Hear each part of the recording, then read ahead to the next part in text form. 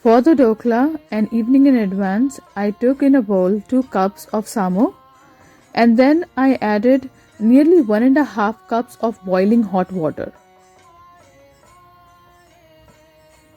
After doing that, I kept this samo aside for nearly an hour until the water was absorbed by the samo little bit. Now this is the way how it was absorbed. Now here I added nearly 3/4 cups of yogurt first and then mixed it well, and then again I added another 3/4 cups of yogurt. If your yogurt is already watery, then make sure you use less yogurt. Then I kept it for fermenting overnight.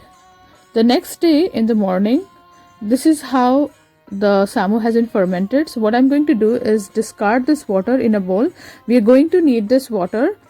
So now mixing this again nicely, it looks very thick. So that water which we removed, I'm going to add half of it in this and then mix it well. Now I'm going to show you actually 2 ways of making this dokla.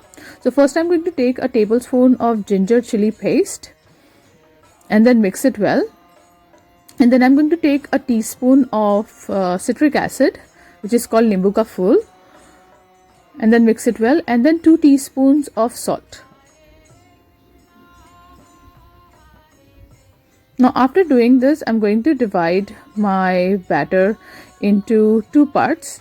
I'm going to take a little bit of batter here, like just a 1/4 part of the batter, and in this I'm going to add a teaspoon of ENO, which is nothing but sodium bicarbonate. I looked into it, it doesn't have any other ingredients except sodium bicarbonate, and which is okay for Ekadashi.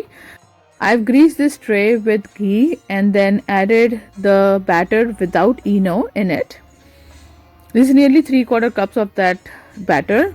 And then I have this water boiling in this pot, and then I placed a stand and then placed the batter tray and then covered it with a lid. Now here I'm going to let it cook for nearly 15 to 20 minutes. And same with the other remaining batter which was made with ENO. I'm placing it, and here I have added some lemon.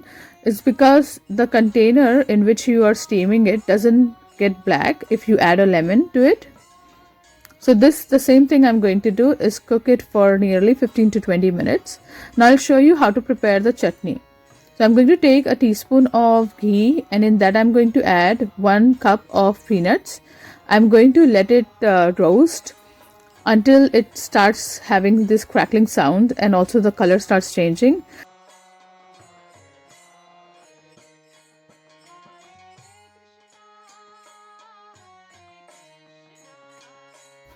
Now after this, I'm going to add a teaspoon of cumin seeds and 2 red dry chilies and reduce the heat to complete low.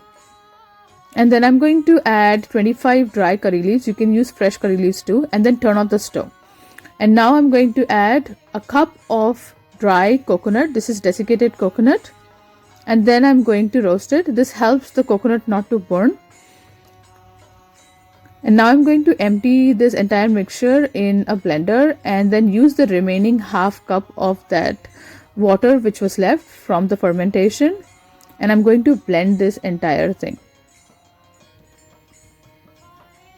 After blending it, you see it's still very dry, so I'm going to add another half cup of water to it, and then I'm going to add half bunch of a cilantro and then blend it. Now I'm going to empty half of this blended mixture in a bowl, and then after that add another half of the cilantro in it. Along with this, I'm going to add 1.5 teaspoon of salt. You can also add a little bit more water if you want the consistency little more watery. Then after blending it well, I'm going to mix it with this mixture. And then I'm going to keep this in the fridge to cool down. Now our doklas are ready. You see it's been 20 minutes almost. So I'm going to remove it out. And see the steel container, it has not become dark. So now I'm going to open this and slice it. and then let it cool down a little bit after slicing it. By that time I will be preparing my chalk. In this I will be adding a tablespoon of oil, a teaspoon of cumin seeds, few curry leaves and chopped cilantro, and then dress it on top of the dokla. This is the dokla we made with the Eno.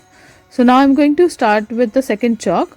Now this is the dokla we prepared without the Eno. I think it is a little bit dry, so I'm going to prepare the chalk little differently. Using the same ingredients for the chalk, I'm going to add nearly 3/4 cups of water to it and bring it to a boil. And then I'm going to dress it on top of the dokla. Now this helps with the softness of the dokla.